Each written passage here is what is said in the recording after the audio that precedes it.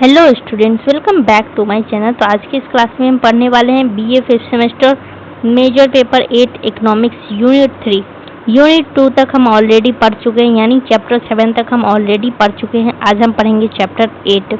तो यूनिट 3 में आपको पढ़ना था मार्केट फेलियर के बारे में, यानी बाजार असफलता के बारे में आपको पढ़ना है यूनिट 3 में। तो चलिए आज के क्लास इसी से रिलेटेड सारा क्वेश्चन रहने वाला है। जितना भी क्वेश्चन दिया गया है आपके बुक में पूरा हम कंप्लीट करने वाले हैं। एक एक क्वेश्चन को हम पॉइंट वाइज आंसर लेकर के आए हैं, क्योंकि कमेंट आया था कि पॉइंट वाइज आंसर करवाइए। तो चलिए हम क्लास को शुरू करते हैं। तो सबसे पहला सवाल है कि प्रतियोगी बाजार अर्थव्यवस्था क्या है, यानी what is competitive market economy. तो ये आपको समझना है कि ये क्या है। तो अब आपको क्या करना है कि सोचना है कि मान लीजिए कि एक बड़ा बाजार है जहाँ बहुत सारी दुकानें हैं और बहुत सारे ग्राहक भी होंगे वहाँ पे। तो अब वहाँ एक भी ऐसा दुकान नहीं है जो ये कहता है कि मैं ही कीमत को तय करूँगा। तो वहाँ पे कीमत तय होता कैसे है? तो वहाँ पे कीमत अपने आप ही तय होता है। मांग और आपूर्ति के आधार पर ही क्या होता है, कीमत तय होता है, यानी डिमांड और सप्लाई के आधार पर ही कीमत तय हो जाती है।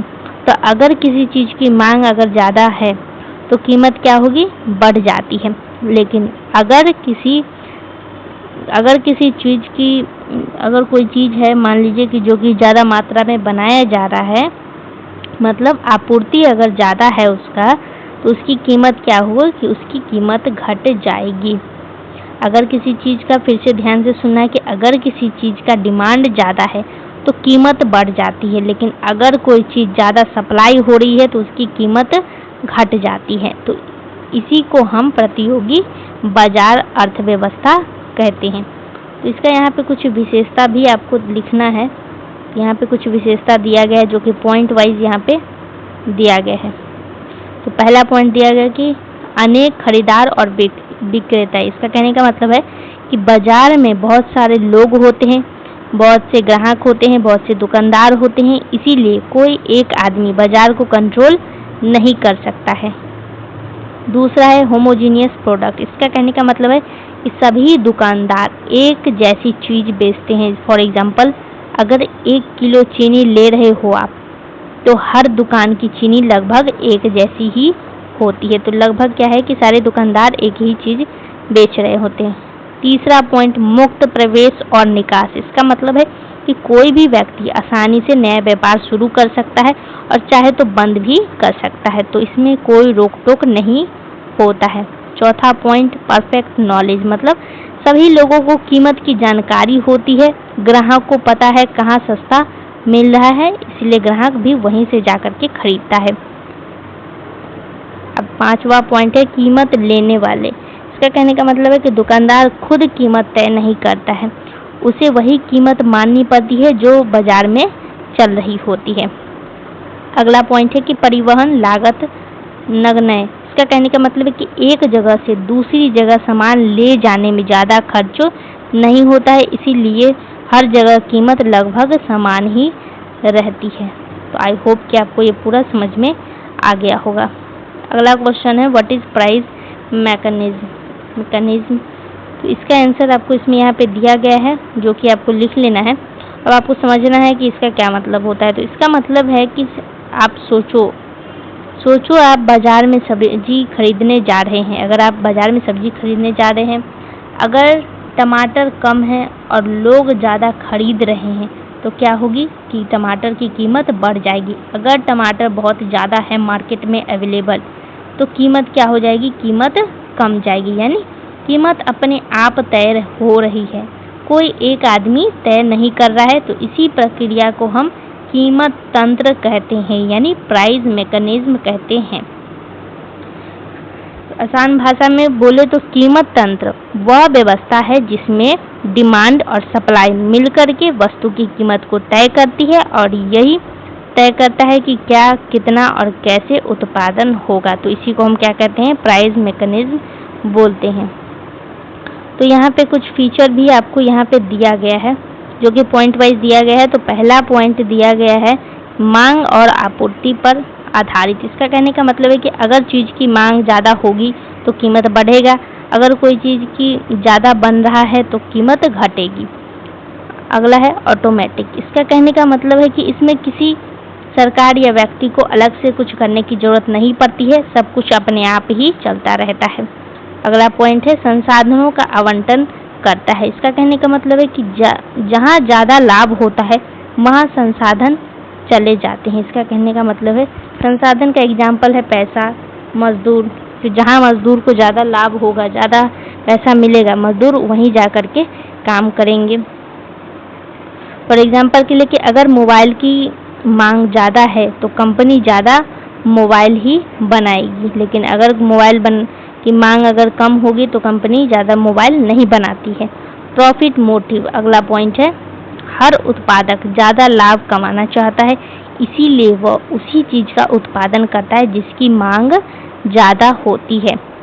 अगला है उपभोक्ता की पसंद को दर्शाता है। इसका कहने का मतलब है कि लोग जो ज़्यादा खरीदते हैं वही ज़्यादा बनता है, यानी ग्राहक ही तय करता है कि बाजार में क्या चलेगा। लोगों को जो चीज़ ज़्यादा पसंद होगा वही चीज़ मार्केट में ज़्यादा बिकेगा। तो ये हो चुका है, इसका फीचर हम अच्छे तरीके से देख चुके हैं। अब हम बढ़ते हैं role of price mechanism in resource allocation, यानी संसाधन आवंटन में कीमत तंत्र की भूमिका क्या है, ये आपको बताना है।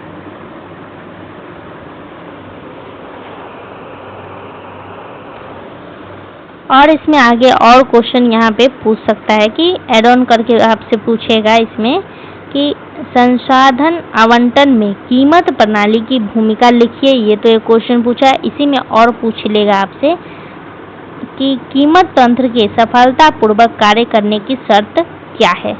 तो इस दोनों का आंसर यही आपको लिखना है।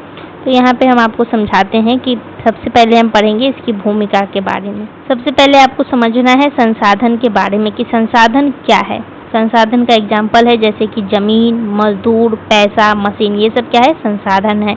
अब सवाल आता है कि इनका उपयोग कहाँ और कैसे किया जाए। तो इसका जवाब है कि कीमत तंत्र इसका जवाब देता है। तो कीमत तंत्र कैसे तय करता है, तो सबसे पहले क्या उत्पादन हो तो मांग के अनुसार ये तय होता है। इसका कहने का मतलब है कि जो चीज़ लोग ज़्यादा खरीदना चाहते हैं वही ज़्यादा बनेगी, यानी जो चीज़ का ज़्यादा डिमांड होगा वही चीज़ बनेगा। दूसरा पॉइंट है कैसे उत्पादन हो। इसका मतलब है कि उत्पादक सस्ती और बेहतर तकनीक चुनते हैं। फॉर एग्जाम्पल के लिए कि कम खर्च में ज़्यादा उत्पादन कैसे हो, वही तरीका अपनाया जाता है।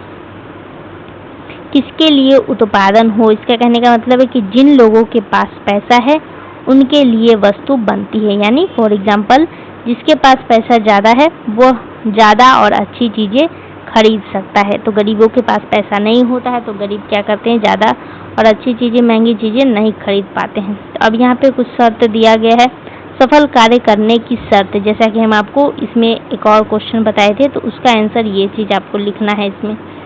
तो सबसे पहला पॉइंट दिया गया है कि पूर्ण प्रतियोगिता। इसका कहने का मतलब है कि बहुत सारे खरीदार और विक्रेता होते हैं इसमें। और अगला है नो एक्सटर्नलिटी। इसका कहने का मतलब है कि किसी के काम से दूसरों को नुकसान या फायदा नहीं होना चाहिए। अगला पॉइंट है पूर्ण जानकारी, यानी सभी को सही जानकारी होना चाहिए। सरकार हस्तक्षेप इसमें कम करती, यानी बाजार को स्वतंत्र रूप से काम करने दिया जाता है। और अगला पॉइंट है संसाधनों की गतिशीलता, यानी मजदूर, पूंजी और आसानी से एक जगह से दूसरी जगह जा सकता है इसमें। तो कीमत तंत्र क्या करती है, यह तय करती है कि क्या बनेगा, कैसे बनेगा और किसके लिए बनेगा। यानी कीमत तंत्र क्या करती है, ये सब कुछ तय करती है, क्या बनेगा, किसके लिए बनेगा और कितना बनेगा, ये सब चीज़ कीमत तंत्र तय करती है और इसी से संसाधनों का सही उपयोग होता है। अगला सवाल पूछा गया है कि पूर्ण प्रतियोगिता में आवंटनात्मक कुशलता पर एक लेख लिखना है आपको। तो यहाँ पे इंग्लिश में भी क्वेश्चन पूछा गया है आपसे यहाँ पर allocative efficiency under perfect competition, लेकिन इसका हम आपको क्वेश्चन बताते हैं कि right an essay on allocative efficiency under perfect competition, ये क्वेश्चन होगा यहाँ पे। तो इसका आंसर यहाँ पे दिया गया है। सबसे पहले आपको समझना है कि एलोकेटिव एफिशिएंसी का मतलब क्या होता है। इसको हिंदी में बोला जाता है आवंटनात्मक कुशलता। तो इसका मतलब है कि जब समाज को जितनी चीज़ें चाहिए उतनी ही सही मात्रा में बनाई जाए और संसाधनों का कोई गलत उपयोग न हो, उसी को हम क्या कहते हैं, एलोकेटिव एफिशिएंसी। तो यहाँ पे कुछ इम्पॉर्टेंट कॉन्सेप्ट आपको दिया गया है जो कि आपको समझना है। तो P इक्वल टू क्या होता है, M बराबर MC होता है। P इक्वल टू MC होता है। तो यहाँ पे P का मतलब क्या है, यहाँ पे P का मतलब है उपभोक्ता जितना देने को तैयार होता है उसी को हम क्या बोलते हैं, P। P का फुल फॉर्म क्या होता है, तो P का फुल फॉर्म यहाँ पे हो जाएगा प्राइस। MC का मतलब है मार्जिनल कॉस्ट। तो इसका मतलब है कि एक और वस्तु बनाने की लागत। तो P इक्वल टू MC होता है। इसका मतलब है कि जिस कीमत पर लोग खरीदना चाहते हैं उसी लागत पर वस्तु बनाई जा रही है, यानी न ज़्यादा उत्पादन हो रहा है और न ही ज़्यादा कम उत्पादन हो रहा है, न ज़्यादा उत्पादन कर रहे हैं न कम उत्पादन कर रहे हैं, बिल्कुल सही मात्रा में प्रोडक्ट बना रहे हैं। फॉर एग्जांपल के लिए आसान भाषा में आपको समझना है कि अगर किसी चीज़ की कीमत ज़्यादा है तो लोग उसे ज़्यादा चाहते हैं, तो कंपनी उसका ज़्यादा उत्पादन करेगी। लेकिन अगर कीमत कम है, इसका मतलब है कि मांग भी कम है, तो उत्पादन भी कम ही होगा। तो इस तरह बाजार खुद संतुलन बना लेता है। तो अब इसका क्या फ़ायदा है, इससे कुछ फ़ायदा भी होता है, वो भी आपको जानना है। तो पहला पॉइंट दिया गया है फ़ायदा में कि संसाधनों का सही उपयोग। तो इसका मतलब है कि कोई भी संसाधन बेकार नहीं जाता है।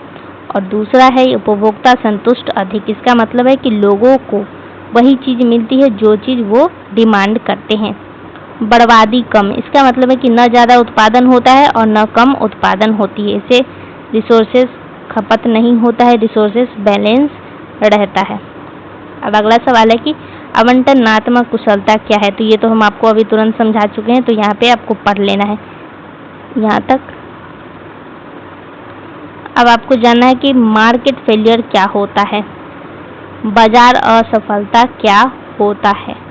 तो इसका आंसर यहाँ से आपको लिखना है। तो स्टूडेंट्स, बाजार का काम होता है कि संसाधनों का सही उपयोग करना, लेकिन जब बाजार सही निर्णय नहीं ले पाता है और संसाधनों का गलत वितरण हो जाता है तो उसे हम क्या कहते हैं, बाजार असफलता, मार्केट फेल्योर कहते हैं। इसका कुछ मुख्य कारण भी आपको यहाँ पे बताया गया है। तो फॉर एग्जांपल के लिए हम एक चीज़ आपको एक एग्जांपल देते हैं कि एक फैक्ट्री क्या कर रही है कि धुआं छोड़ रही है, तो उसे तो फ़ायदा हो रहा है लेकिन आसपास के लोगों को उस धुएं से क्या हो रहा है, नुकसान हो रहा है। तो बाजार इस नुकसान को नहीं रोक पा रहा है, तो इसी को हम क्या कहेंगे, यही बाजार असफलता है। तो यहाँ पे सबसे पहला कारण पॉइंट में आपको दिया गया है एक्सटर्नलिटीज़। इसका कहने का मतलब है कि जब किसी के काम का असर दूसरों पर पड़ता है, यानी अगर हम प्रदूषण करते हैं तो उससे क्या होगा, आपको तो फायदा होगा लेकिन दूसरा को नुकसान हो जाता है। तो ये इसका एग्जाम्पल है। तो ये पहला पॉइंट हो गया कंप्लीट। अब दूसरा है सार्वजनिक वस्तु। इसका मतलब है कि जैसे सड़क, रक्षा, तो इनको कोई निजी कंपनी सही मात्रा में नहीं बनाती है, तो ये सबके लिए होता है। मोनोपोली, इसका मतलब है कि जब एक ही कंपनी पूरे बाजार को कंट्रोल करती है वो ज़्यादा कीमत ले भी सकती है, इसी को हम क्या कहते हैं, मोनोपोली। जानकारी की कमी, यानी लोगों को सही जानकारी नहीं मिलती है तो वे गलत निर्णय ले लेते हैं। असमानता का मतलब है अमीर ज़्यादा खरीद सकते हैं और गरीब की ज़रूरत भी पूरी नहीं हो पाती है। तो ये इतना पॉइंट आपको यहाँ पे मुख्य कारण में बताया गया है, तो आपको ये याद रखना है। अगला है एक्सटर्नलिटी, जो कि हम अभी ही आपको समझा दिए कि एक्सटर्नलिटी का क्या मतलब होता है, फिर भी हम आपको एक बार और समझा देते हैं कि जब कोई व्यक्ति या कंपनी कोई काम करती है और उसका असर किसी तीसरे व्यक्ति पर पड़ता है और उस काम में शामिल और वह व्यक्ति उस काम में शामिल भी नहीं होता, तो उसे हम क्या कहेंगे, एक्सटर्नलिटी कहते हैं, यानी बाह्यताएं कहते हैं। तो एक लाइन में आपको याद रखना है कि किसी के काम का असर दूसरे पर पड़ता है, यानी हम काम कर रहे हैं लेकिन उसका नुकसान अगला आदमी झेल रहा है, तो उसको हम क्या कहेंगे, एक्सटर्नलिटी कहेंगे। फॉर एग्जाम्पल के लिए एक एग्जाम्पल देते हैं कि एक फैक्ट्री चल रही है, फैक्ट्री का मालिक को तो ज़्यादा फायदा हो रहा है लेकिन धुएं से आसपास के लोग बीमार हो रहे हैं, तो ये क्या हो रहा है, यह नेगेटिव एक्सटर्नलिटी है, यानी ऋणात्मक बाह्यता। अब हम बात करेंगे वरीयताओं के प्रकार के बारे में, जिसमें आपको 2 प्रकार दिया गया है, एक और एक ये। तो सबसे पहले हम बात करेंगे पॉजिटिव एक्सटर्नलिटी की। इसका कहने का मतलब है कि जब किसी के काम से दूसरों को फायदा होता है, फॉर एग्जाम्पल के लिए किसी, अगर हम शिक्षा की बात करें तो समाज के लोग भी शिक्षा से क्या होते हैं, जागरूक होते हैं। अगर हम टीकाकरण की बात करें तो बीमारी फैलने से टीकाकरण क्या करती है, रोकती है। इसका मतलब है कहने का कि फायदा सिर्फ एक व्यक्ति को नहीं हो रहा है, बल्कि दूसरे को भी इससे फायदा मिल रहा है। शिक्षा से सभी लोगों को फायदा मिल रहा है, टीकाकरण से भी सभी लोगों को फायदा मिल रही है।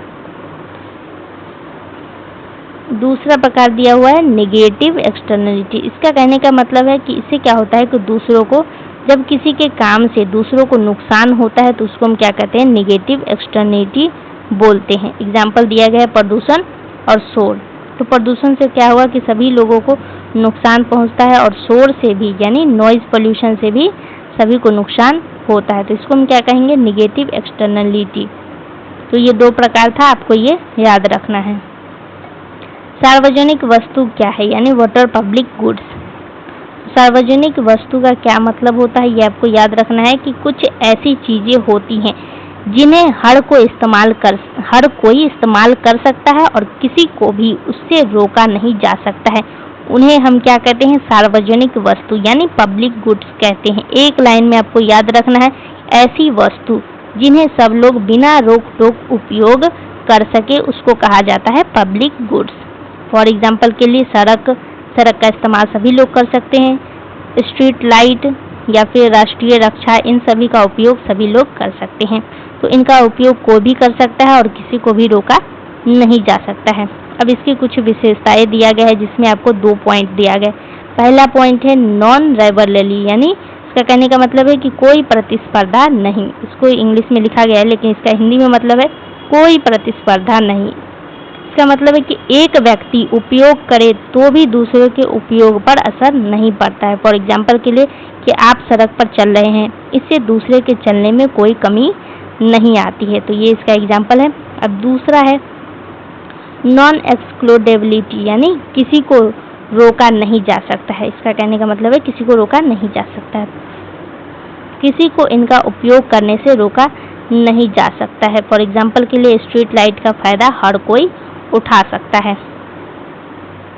तो ये 2 विशेषता इसमें दिया हुआ है, आपको याद रखना है। अब आगे आपको जानना है कि बाजार असफलता से इसका क्या संबंध है। तो निजी कंपनी इन वस्तुओं को बनाना नहीं चाहती है, क्योंकि लोग बिना पैसे दिए भी उपयोग कर लेते हैं, इसीलिए इसका बाजार से संबंध होता है। इसका नतीजा क्या होता है कि बाजार इनका सही मात्रा में उत्पादन नहीं कर पाता है। इसे ही हम क्या कहते हैं, बाजार असफलता कहते हैं। इसका क्या समाधान है, इसका कुछ समाधान भी है कि इसीलिए सरकार आगे आती है और इन वस्तुओं का निर्माण फ्री में करती है, ताकि सभी लोग इसका उपयोग कर सकें। तो सरकार इस चीज़ में हस्तक्षेप करती है। तो ये बाजार से इसका संबंध है। आपको ये याद रखना है कि इसका क्या संबंध है, बाजार असफलता से क्या संबंध है। तो 2 पॉइंट यहाँ पे दिया गया है। अगला क्वेश्चन आपसे पूछा गया है कि बाजार असफलताओं एवं वरीयताओं को दूर करने के उपाय दीजिए, यानी suggest measure to remove market failure and externalities. इसमें आपको आंसर लिखना है। तो ध्यान से सुनना है कि जब बाजार सही काम नहीं करती है, यानी मार्केट फेलियर होता है या एक्सटर्नलिटी पैदा होती है, तब सरकार और समाज को मिलकर के सुधार करना पड़ता है।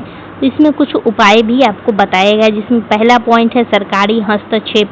इसका कहने का मतलब है कि सरकार नियम बना करके और नियंत्रण करके बाजार को सही दिशा देती है। फॉर एग्जाम्पल के लिए कीमत नियंत्रण या फिर नियम लागू करना। तो ऐसे सरकार क्या करती है कि हस्तक्षेप करती है।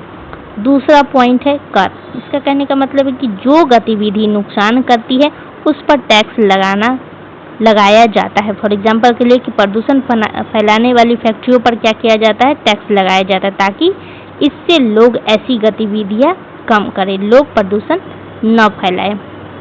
तीसरा है सब्सिडी। इसका कहने का मतलब है कि जो गतिविधि समाज के लिए अच्छी है उसे सरकार बढ़ावा देती है, जैसे कि शिक्षा, स्वास्थ्य सेवाओं पर सब्सिडी सरकार क्या करती है, देती है। चौथा पॉइंट है कानून और नियम। इसका मतलब है कि सरकार सख्त नियम बनाती है, जैसे प्रदूषण नियंत्रण नियम फैक्ट्री के लिए जरूरी होता है ताकि फैक्ट्री ये नियम न तोड़े और प्रदूषण को न फैलाए। सार्वजनिक वस्तुओं का उत्पादन, मतलब सरकार खुद ऐसी चीजें बनाती है जिन्हें बाजार नहीं बना सकता है, जैसे कि सड़क, बिजली, सुरक्षा। ये सब क्या है कि प्राइवेट कंपनियां नहीं बना सकती, तो इसीलिए ये सरकार ही बनाती है। अगला पॉइंट है जागरूकता फैलाना। यह इसका कहने का मतलब है कि लोगों को सही जानकारी दी जाती है, जैसे कि पर्यावरण बचाओ अभियान, स्वास्थ्य जागरूकता। इससे लोग खुद सही निर्णय लेने लग जाते हैं। तो पूरा इसका कहने का मतलब है कि बाजार की गलतियों को सुधारने के लिए सरकार, नियम और जागरूकता जरूरी होता है, तभी संसाधनों का सही उपयोग होगा और समाज का भला होगा। अगला सवाल है what is theory of second best, give its importance. इसका कहने का मतलब है कि द्वितीय श्रेष्ठ सिद्धांत क्या है, ये आपसे क्वेश्चन पूछा गया है। इसका महत्व क्या है ये भी आपको बताना है। तो आपको इसमें समझना है कि यदि सभी आदर्श शर्त पूरी नहीं हो सकती है तो उसे दूसरा सबसे अच्छा विकल्प हो उसे अपनाना ही द्वितीय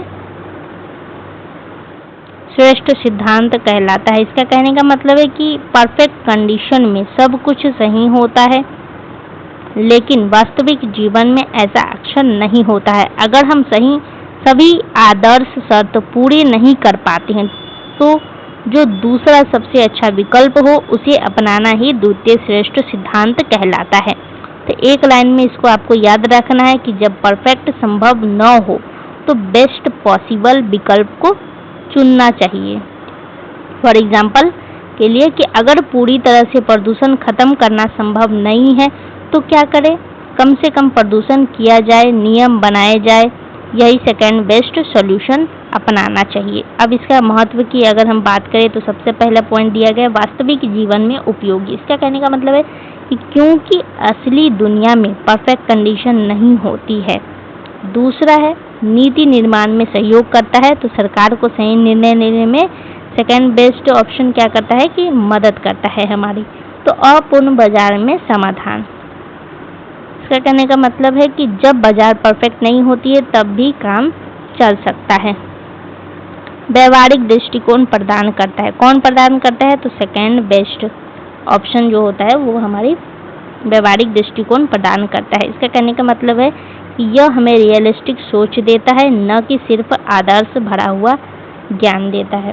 तो परफेक्ट स्थिति हमेशा संभव नहीं होता है, इसीलिए हमें जो सबसे अच्छा संभव हो वही अपनाना चाहिए। इसी को हम द्वितीय श्रेष्ठ सिद्धांत कहते हैं, ये आपको याद रखना है। अब हम बढ़ते हैं शॉर्ट क्वेश्चन की तरफ। लॉन्ग क्वेश्चन पूरा हो चुका है, अब हम बढ़ते हैं शॉर्ट क्वेश्चन। शॉर्ट में आपसे पूछा गया है how does the market mechanism work in a free enterprise system. तो फ्री एंटरप्राइज सिस्टम में क्या होता है कि स्वतंत्र उपक्रम व्यवस्था में बाजार को खुद काम करने की आज़ादी होती है, सरकार का हस्तक्षेप बहुत ही कम होता है, यहाँ पे प्राइस ही सब कुछ तय करती है, यहाँ पे कीमत ही सब कुछ तय करती है।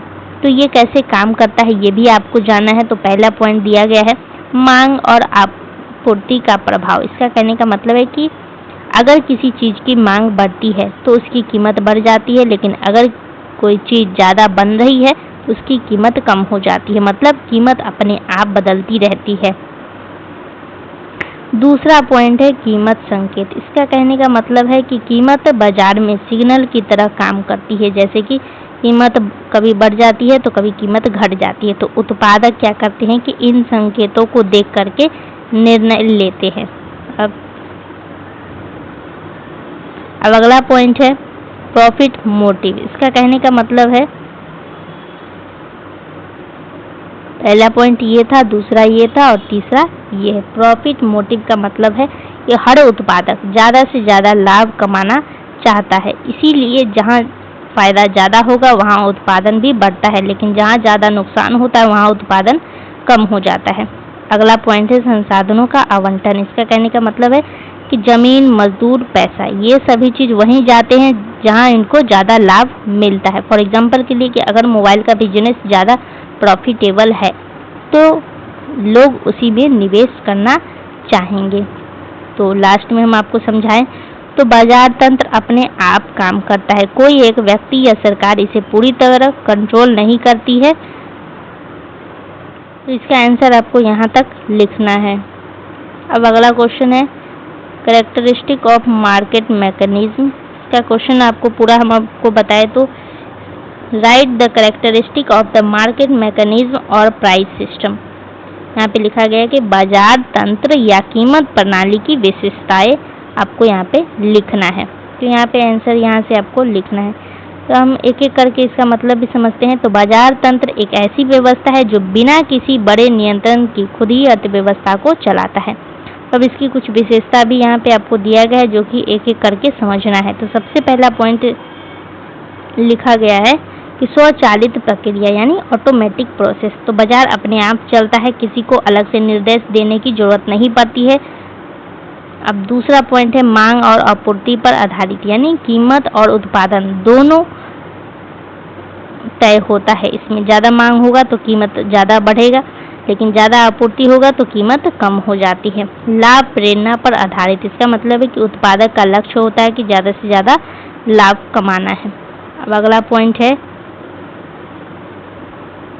संसाधनों का कुशल आवंटन करता है। इसका मतलब है कि जमीन, मजदूर, पूंजी वहीं उपयोग होती है जहां ज़्यादा फायदा मिलता है। तो ये लोग वहीं ज़्यादा काम करने के लिए जाएंगे जहां इनको ज़्यादा फायदा मिलेगा। तो उपभोक्ता की पसंद को दर्शाता है। इसका मतलब है कि लोग जो ज़्यादा खरीदते हैं वही चीज़ बाजार में ज़्यादा बनती है और बिकती है। फ्लेक्सिबिलिटी का मतलब है लचीलापन का मतलब यहाँ पे होता है कि बाजार समय के अनुसार बदल जाता है। नई मांग आने पर उत्पादन भी बदल जाता है। अगर मान लीजिए कि बाजार में क्या है कि आज बर्गर का हो रहा है मांग ज़्यादा, तो आज बर्गर बनेगा, ज़्यादा बर्गर बाजार में बिकेगा। लेकिन अगर मान लीजिए कि कुछ समय के बाद क्या हुआ कि चाउमीन का मांग ज़्यादा होने लग गया बाजार में, तो क्या होगा कि कुछ समय के बाद चाउमीन ज़्यादा मात्रा में बना करके बेचा जाएगा। तो इस तरीके से क्या होता है कि ये उत्पादन बदलते रहता है। प्रतियोगिता का होना आवश्यक, इसका कहने का मतलब है कि बाजार में कई विक्रेता होनी चाहिए, तभी कोई एक व्यक्ति कीमत को कंट्रोल नहीं कर सकता है। तो इस क्वेश्चन का आंसर आपको यहाँ तक लिखना था। अब अगला सवाल आपसे पूछा गया है, अगला सवाल पूछा गया कि बाजार तंत्र की सीमाएं क्या हैं। What are the limitation of the market mechanism, ये आपसे क्वेश्चन पूछा गया। तो यहाँ से आपको आंसर लिखना है। तो बाजार तंत्र बहुत अच्छा काम करता है, लेकिन यह हर जगह परफेक्ट नहीं होता है। कई बार क्या होता है कि गलत निर्णय भी ले लेता है। तो इन्हीं कमियों को सीमाएं कहते हैं। इनको क्या कहते हैं? लिमिटेशन बोलते हैं। तो एक एक पॉइंट यहाँ पे समझेंगे। तो पहला पॉइंट आपको यहाँ पे कुछ सीमा के बारे में बताया गया है, जिसमें सबसे पहला पॉइंट दिया गया असमानता। इसका कहने का मतलब है कि बाजार में जिसके पास ज़्यादा पैसा है वही ज़्यादा चीज़ें खरीद सकता है, इसीलिए अमीर और अमीर बनते जा रहे हैं, गरीब और गरीब होते जा रहे हैं। अगला पॉइंट है बाजार असफलता। इसका कहने का मतलब है कि कुछ मामलों में बाजार सही ढंग से काम नहीं करती है, यानी संसाधनों का सही उपयोग नहीं हो पाता है। अगला पॉइंट है सार्वजनिक वस्तुओं की कमी। इसका कहने का मतलब है कि सड़क, रक्षा या फिर स्ट्रीट लाइट, ये चीज़ें निजी कंपनियां कम बनाती है क्योंकि इससे उन्हें सीधा लाभ नहीं मिलता है। अगला है एक्सटर्नलिटी। इसका मतलब हम आपको समझा चुके हैं। मोनोपोली का भी मतलब आपको पता है। जानकारी की कमी, ये भी हम आपको समझा चुके हैं।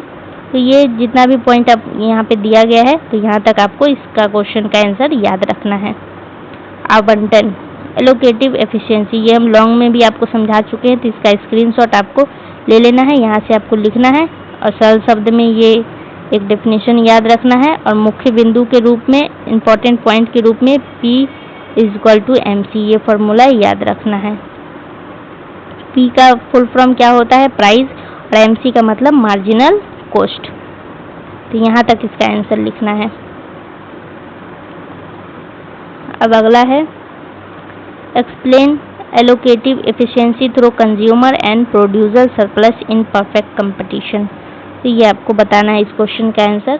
इसका कहने का मतलब है कि पूर्ण प्रतियोगिता में कीमत वही तय होती है जहां मांग ज़्यादा होता है, यानी बाजार खुद संतुलन बना लेता है। पहला पॉइंट आपको यहाँ पे समझना है, कंज्यूमर सरप्लस का क्या मतलब है। ग्राहक जितनी कीमत देने को तैयार था और वे वास्तव में देता है, दोनों के बीच अंतर है।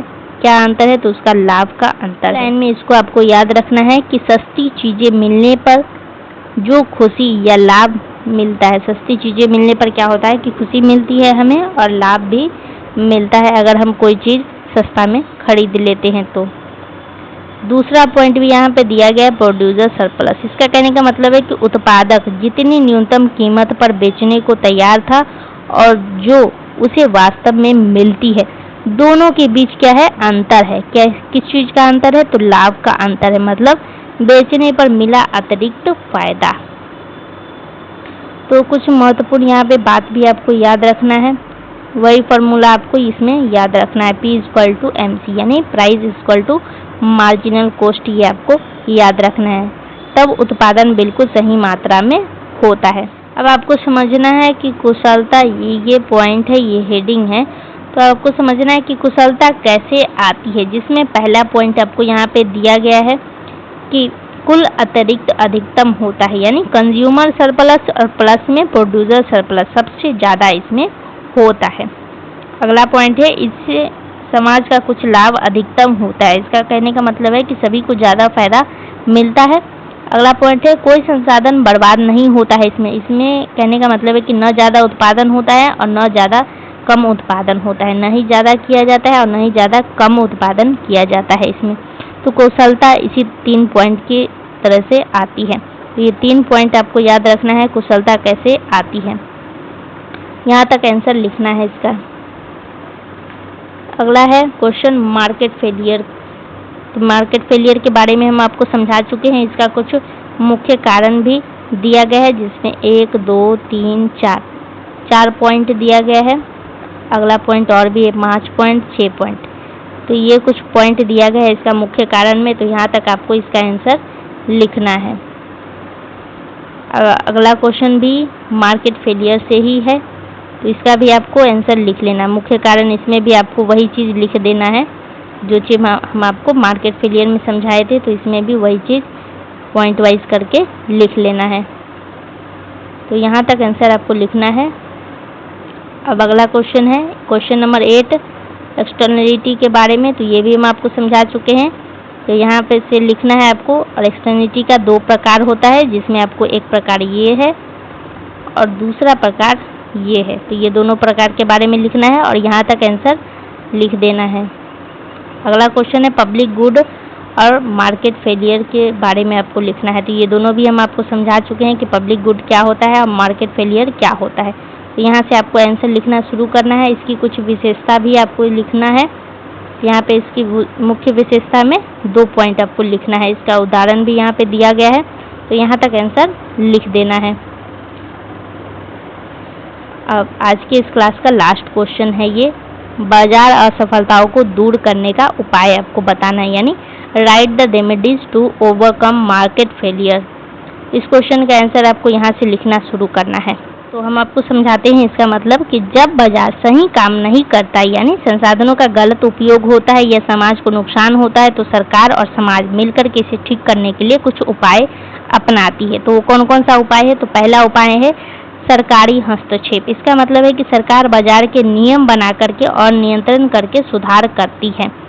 दूसरा पॉइंट क्या अपनाया जाता है? कर, यानी जो काम समाज को नुकसान पहुंचाते हैं उन पर टैक्स लगा दिया जाता है।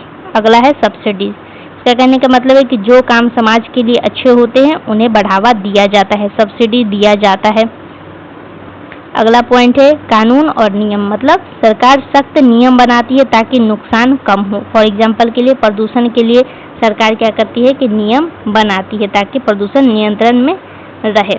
अगला पॉइंट है सार्वजनिक वस्तुओं का उत्पादन, मतलब सरकार खुद सड़क, रक्षा, बिजली जैसी सुविधाएं बनाती है ताकि लोग निजी क्षेत्र इसे पर्याप्त मात्रा में, क्योंकि निजी क्षेत्र इसे पर्याप्त मात्रा में बना नहीं पाते हैं, इसलिए सरकार खुद बनाती है ताकि सभी लोग इसका उपयोग कर सकें। अगला पॉइंट है एकाधिकार पर नियंत्रण, मतलब बड़ी कंपनियां बाजार को नियंत्रण न करें इसके लिए नियम बनाए जाते हैं। अब अगला पॉइंट कुछ और है इसमें, जानकारी का प्रसार, मतलब है कि लोगों को सही जानकारी दी जाती है, जैसे कि पर्यावरण संरक्षण के बारे में, स्वास्थ्य जागरूकता के बारे में लोगों को सही जानकारी दिया जाता है ताकि लोग अवेयर रहें। यहाँ तक आपको इसका आंसर लिखना है। तो आज की इस क्लास में टोटल शॉर्ट में 10 क्वेश्चन था और लॉन्ग में भी शॉर्ट में 11 क्वेश्चन है और लॉन्ग में 10 क्वेश्चन, यानी 21 क्वेश्चन टोटल पूरा क्लास में यूनिट 3 से आपका हो चुका है। चैप्टर 8 मार्केट फेलियर जो है उससे आपका टोटल 21 क्वेश्चन हो चुका है। तो इस क्लास में यूनिट 3 कंप्लीट हो चुका है। अब जो लास्ट यूनिट बचा हुआ है आपका वो कल कंप्लीट करवा दिया जाएगा। तो कोई भी दिक्कत हो कमेंट में पूछ लेना है। तो चलिए क्लास को एंड करते हैं यहीं पे। आई नो कि पॉइंट वाइज यहाँ पे इमोजीज नहीं लगाया गया है, तो ये इमोजीज खुद ही हट गया है क्योंकि हम यहाँ पे लगाए थे लेकिन खुद हट गया है, PDF में अवेलेबल नहीं है। तो आपको थोड़ा दिक्कत हो रहा होगा, फिर भी समझ करके अच्छे तरीके से याद कर लेना है। तो चलिए क्लास को एंड करते हैं। आप सभी को बेस्ट ऑफ लक एग्जाम के लिए। तो चलिए धन्यवाद। दोस्तों के साथ शेयर कर देना है, चैनल को सब्सक्राइब कर लेना है। कोई भी दिक्कत हो कमेंट में पूछ लेना है। तो ये सारा क्लास आपको प्लेलिस्ट में मिल जाएगा।